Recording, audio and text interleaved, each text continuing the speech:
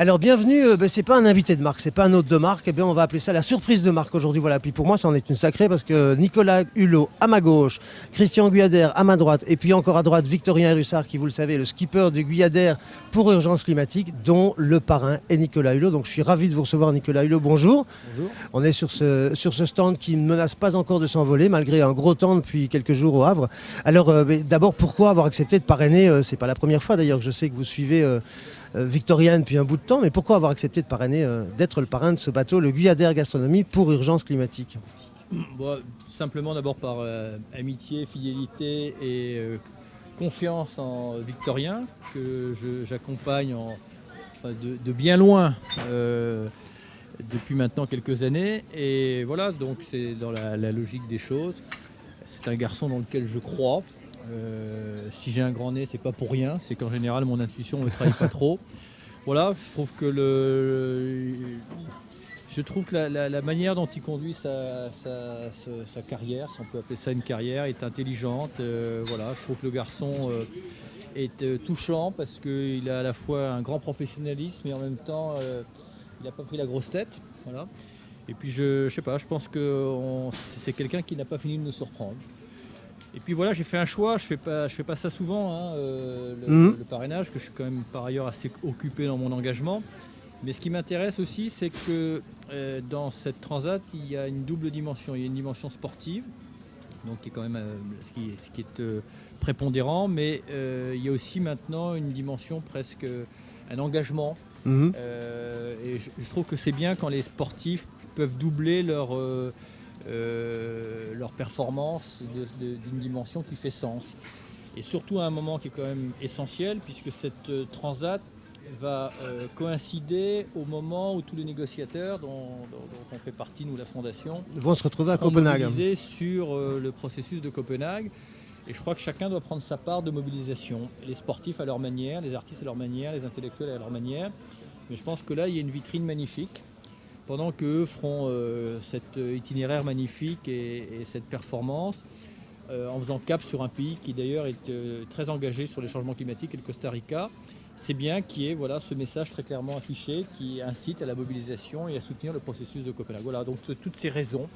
Mais une seule d'entre elles aurait suffi à dire oui à Victorien.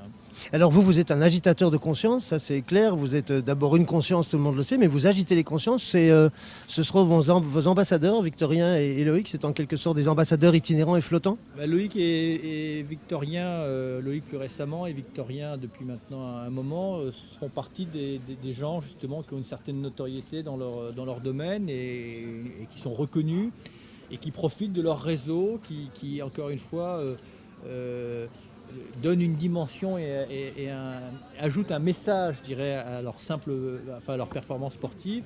Et à ce titre, voilà, sont des ambassadeurs, sont des gens qui sont venus spontanément vers nous et nous on a besoin parce qu'ils rayonnent complémentairement, ils diffusent différemment. Il n'y a pas besoin pour soutenir cet engagement d'être un écologiste forcément dans l'âme, d'être un scientifique. C'est sûr. Simplement, il faut être un citoyen de la Terre.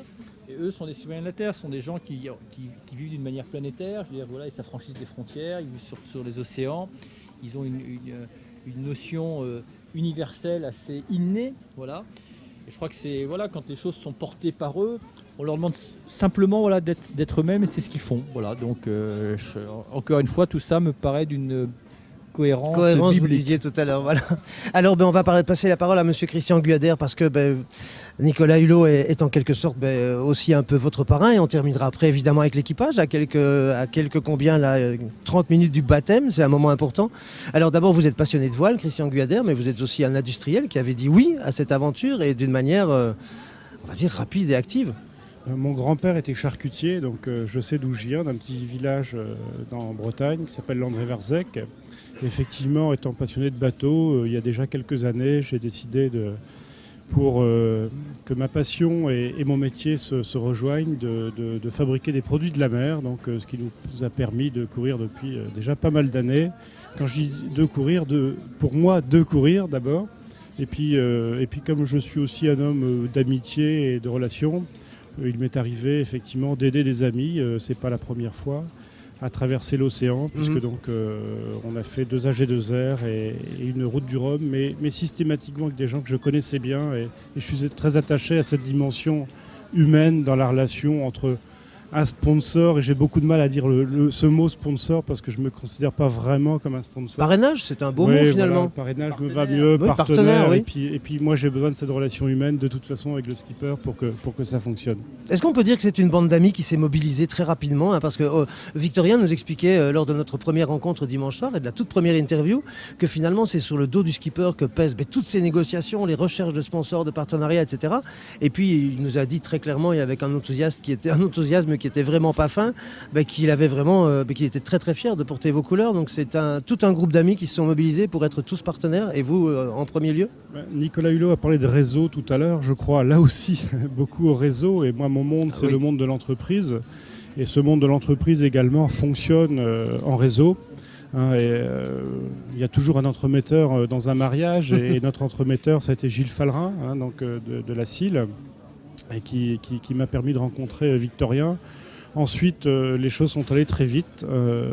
Ayant une PME et pas forcément les moyens de boucler un budget complet, j'ai fait marcher le réseau, là aussi rapidement. Enfin, je sais que Victorien en a été surpris, mais ça sert à ça. Donc j'ai appelé des gens que je connaissais d'abord, des chefs d'entreprise, mais qui aussi avaient une raison de s'associer à ce projet, à cette cause, à cet ensemble. Et je crois que ce qui nous a vraiment fédérés, c'est agir ensemble. Et je crois que dans le monde de l'entreprise aujourd'hui, on a vraiment pris conscience que ce qui marche, ce n'est pas les systèmes d'opposition, c'est les systèmes où effectivement on essaie de bâtir des choses ensemble. Et c'est cette notion d'agir ensemble qui a permis, mais je crois en une semaine ou en 10 jours maximum, de réunir des partenaires dans ce projet, des partenaires financiers, parce qu'il faut toujours de l'argent pour bloquer un budget, mais également des partenaires techniques, là aussi pour que ce projet soit ce qu'il est aujourd'hui. Déjà en network visio d'ailleurs par exemple, puisque Absolument. Je vous rappelle que vous pourrez être sur le bateau de Victorien et Loïc tous les jours, au quotidien, vous pourrez les suivre.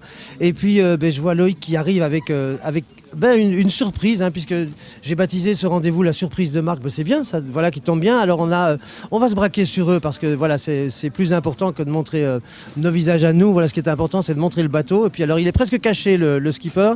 Alors il y a Loïc qui est là aussi. Alors on va terminer par Victorien, presque, et puis après on donnera la parole à Loïc.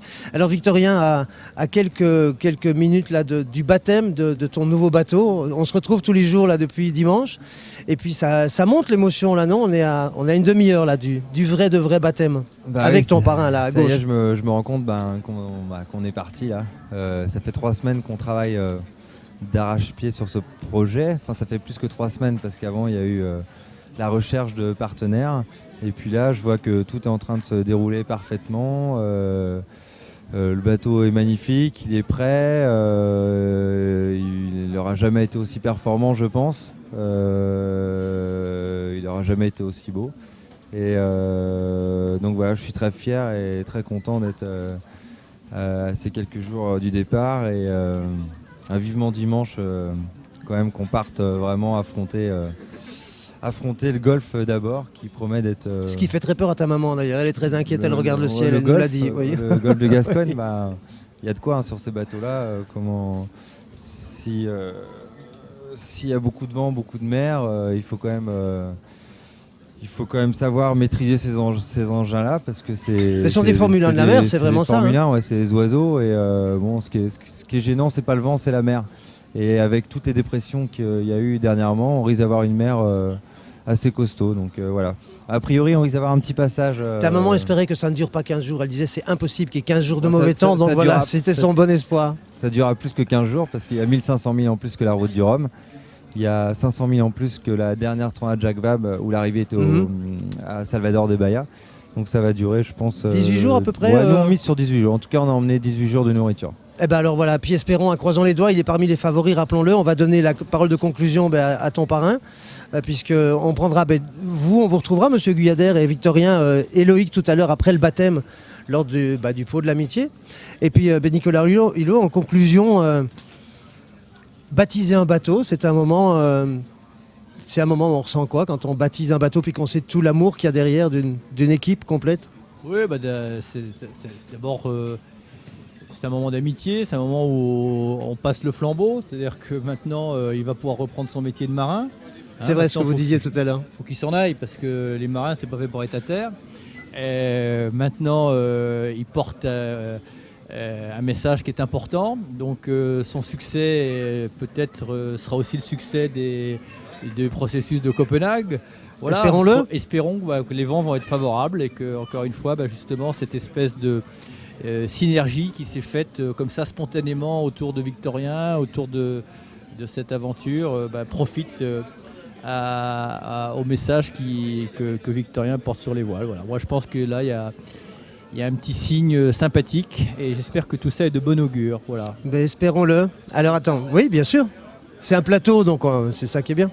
Si je peux me permettre, et puis je touche du bois parce que les marins sont superstitieux. C'est vrai. Et depuis que Nicolas a baptisé le bateau en 2006, on allait jusqu'au bout de toutes nos courses, on n'a jamais eu de gros problèmes. Ouais, rappelons-le, donc, troisième, second, alors si c'est 3-2, on va pas être porte-poisse, mais ouais, second à ça Jaguar, serait bien. L'année dernière, on pensait faire encore mieux à la Québec-Saint-Malo, on a eu un souci. Mais Une on est baleine, quand même... c'est assez, rappelons-le. C'est assez, malheureusement. Mais on est quand même allé jusqu'au bout, donc on n'a jamais eu de grosse avarie, donc il était hors de question que ce soit une autre personne que Nicolas qui vienne casser la bouteille de champagne. Voilà. Et alors un parrain porte-bonheur en plus, mais que rêver de mieux. Alors en ce qui nous concerne, on vous donne rendez-vous tout à l'heure parce que évidemment on recueillera tous les partenaires sont là, il y aura une réunion de l'amitié après le baptême.